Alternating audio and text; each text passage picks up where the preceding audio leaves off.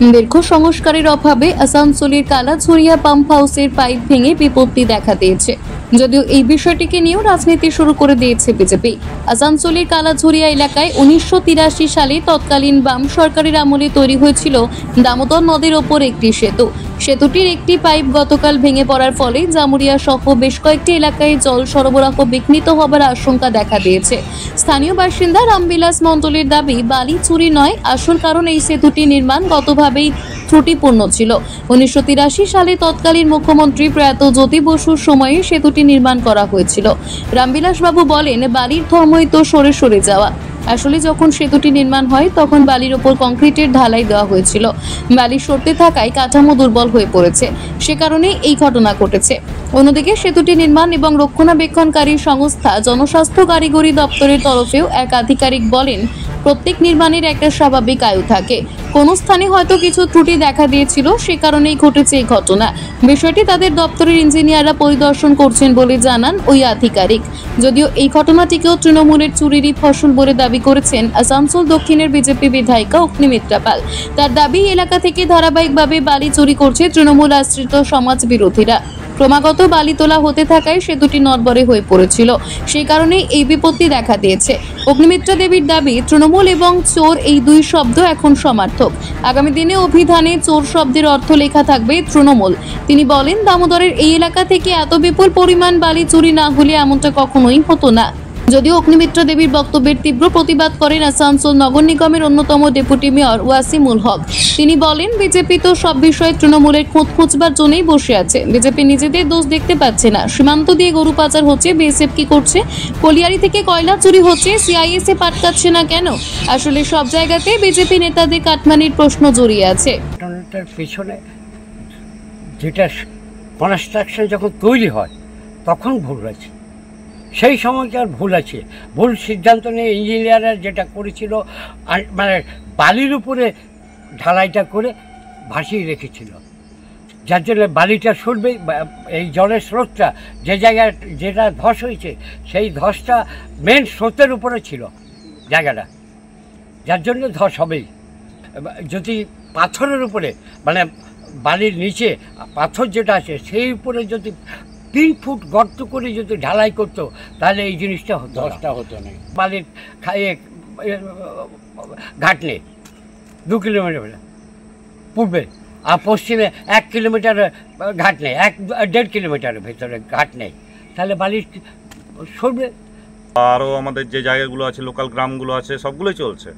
শুধুমাত্র সিয়ারসোলটা ক্ষতিগ্রস্ত হয়েছে। এবারে আমাদের যারা অফিসার আছেন তারা এবার ঠিক করবেন যে কিভাবে কি করা যায় ওইটা।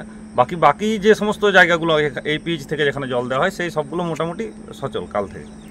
তো কিভাবে জল দেওয়া হচ্ছে? যেহেতু আরও একটা ব্যবস্থা আছে, এটা লো লিফট ছিল, এখান থেকে যেমন উঠতো সেরকম হাই লিফট থেকেও জল ওঠে। তো সেখান থেকে যে সমস্ত জায়গায় আমাদের কালেক্টর ওয়াল আছে, কালেক্টর ওয়াল থেকে যেভাবে যে জল দেওয়া হয় বানালি ট্যাঙ্কে, সেখানেও জল যাচ্ছে। হয়তো একটু যেমন আমাদের লোকাল যে লাইনগুলো ছিল সেই লাইনগুলো থেকে যে জলটা হয়তো কালেক্টর ওয়ালে ঢুকিয়ে দেওয়া হচ্ছে, সেটা যাতে জলের পরিমাণটা বেশি পাওয়া যায় রাতের দিকে, যেগুলো ব্যবহার হয় না, সেইভাবে করে যাতে করে দিনের বেলা তো অন্তত জলটা দেওয়া যায় তার ব্যবস্থা করা হয়েছে। তো যে জলের যতটা প্রয়োজন সেটার একটু সমস্যা হয়েছে। এবার ওই এলাকায় যারা জলের লোকজন তারা একটু অসুবিধার সম্মুখীন হবেন। এটা তৃণমূল মানেই হচ্ছে চোর। তৃণমূল এবং চুরি করা বা চোর, এটা এখন সমার্থক শব্দ। ডিকশনারিতে আপনি যদি কদিন বাদে যে এডিশন বেরোবে সেখানে দেখবেন তৃণমূলটা লেখা থাকবে, তার মানেই হচ্ছে দুর্নীতি। সুতরাং যারা চুরি করে, সে কি তার চুরি যে করেছে সেটা কি স্বীকার করবে? তাদের শাস্তিটা হবে, একটা হচ্ছে ভগবান ঈশ্বর, আর এটা হচ্ছে জনতা জনার্দন। তারা ভোট দিয়ে 2026-এ এই চৌর্যবৃত্তির যে সরকার, চোরদের সরকার, তাদেরকে উৎখাত করা হবে। আমরা তো তর্কের মধ্যে যেতে চাই না। কতটা চুরি করেছেন, কত কোটি টাকার কয়লা চুরি করছেন, বালি চুরি করছেন, পশ্চিমবঙ্গকে শেষ করে দিয়েছেন, চাকরি চুরি করেছেন, মহিলাদের ইজ্জত চুরি করেছেন, কিটা চুরি করেননি? চুরির বিভিন্ন উপায় এ তো তৃণমূল আমাদের শিখিয়েছে। তৃণমূল মানে বই বের করবে এবার মুখ্যমন্ত্রী মমতা বন্দ্যোপাধ্যায়। সুতরাং আমরা এই তর্কের মধ্যে যেতে চাই না। বিজেপি কি যা খুশি বলতে পারে। আগে উনি সেন্ট্রাল গভর্নমেন্টটা দেখুন না কি চলছে, লুট চলছে, সেটা নিয়ে বলছেন না কেন? সেটা নিয়ে বলুক। আপনার যেটা বলছেন বালি, কয়লা চলছে, কয়লাতে কে আছে? CISF, central force. বলছে বর্ডারে গরু পাচার হচ্ছে, বর্ডারে কে থাকছে? BSF, central force. তাহলে নিজেরটা দেখুন না, আগে পরেরটা পরে কথা বলবেন। আসানসোল থেকে Soumya Ganguly report, TV news 10। মন যখন যাচায় হাতের কাছে পায় নালন্দা ফরচুন পার্ক। দরজার সামনে জাতীয় সড়ক, জানলা খুললেই এয়ারপোর্ট, পা বাড়ালেই রেলওয়ে স্টেশন, ইচ্ছে হলেই পছন্দের বাজার, মিনিটের মধ্যে স্কুল, কলেজ, হাসপাতাল। নালন্দা ফরচুন পার্ক, গোপাল মাঠ, দুর্গাপুর, পশ্চিম বর্ধমান। দক্ষিণবঙ্গের বেস্ট লোকেশনে হাতের মুঠোয় উন্নত জীবনযাপন। নালন্দা ফরচুন পার্ক, আপনার একান্ত আপন বাড়ি।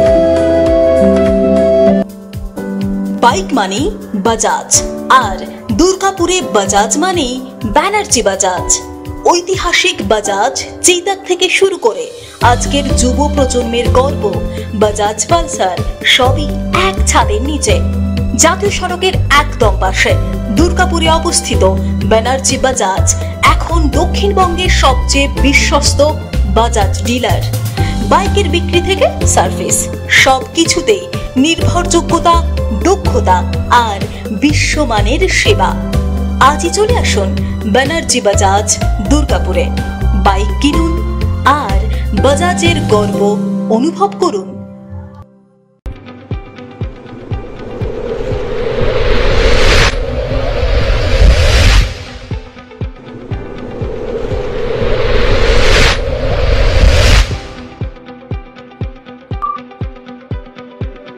শিল্প শহর দুর্গাপুরের স্বাস্থ্য সেবায় এক নতুন দিগন্তের নাম বিবেকানন্দ হাসপাতাল। NABH অনুমোদিত এই হাসপাতালটি মানুষের বিশ্বাস আর ভালোবাসার প্রতীক। প্রতিটি সমস্যার নির্ভরযোগ্য চিকিৎসা। এখন উন্নত মানের চিকিৎসা মধ্যবিত্তের নাগালের মধ্যেই। বিবেকানন্দ হাসপাতাল, আপনজনের মতো পাশে সব সময়। জাকির হোসেন অ্যাভিনিউ, বিধাননগর, দুর্গাপুর 713206। আপনারা দেখছেন টিভি নিউজ 10। আপনারা মানে আমরা।